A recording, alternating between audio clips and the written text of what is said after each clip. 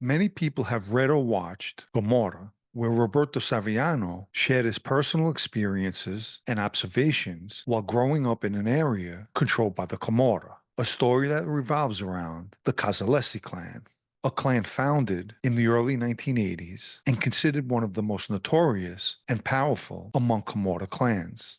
With Saviano's Camorra, viewers were able to get an inside look into an organization where not much was known as far as their inner workings. So let's take a look at how the Camorra operates in 2025.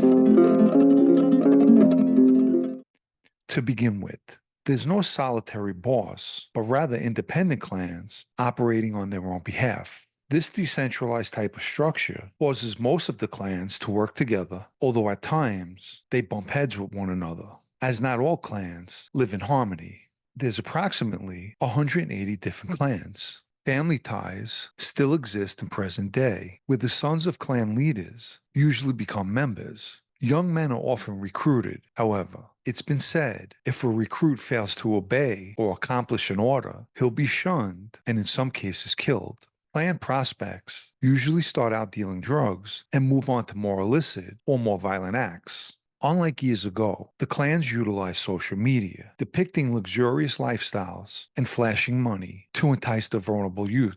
These kids represent an important element of a clan because they're viewed as future leaders. The Camorra has always been a violent organization. However, in modern day, they largely avoid violence in favor of strategic money-making opportunities. But that's not to say that violence is completely out of the picture. The organization's home base is Naples, Italy, but they've expanded their operations both nationally and internationally, particularly with drug trafficking.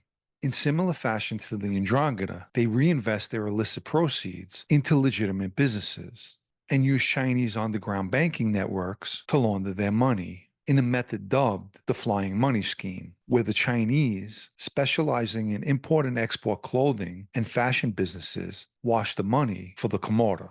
Past rivalries are being left in the past, as the Camorra, the Sicilian mafia, and the 'Ndrangheta have been collaborating in drug trafficking, prostitution, and money laundering, according to an annual report compiled by the DIA, Italy's Anti-Mafia Investigative Directorate.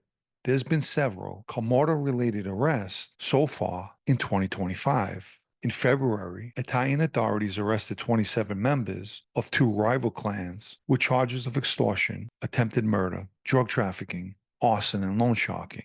In April, 12 members were arrested, again from two different clans, charged with murder, extortion, and mafia-style violence. Around that same time frame, 24 members were arrested for drug trafficking, weapons possession, extortion, etc.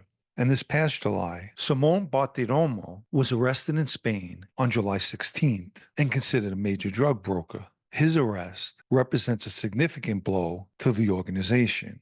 Arguably, the Camorra is an active organization and one of Italy's top three mafias. And as long as there's youth in Napoli, the Camorra banks on a future.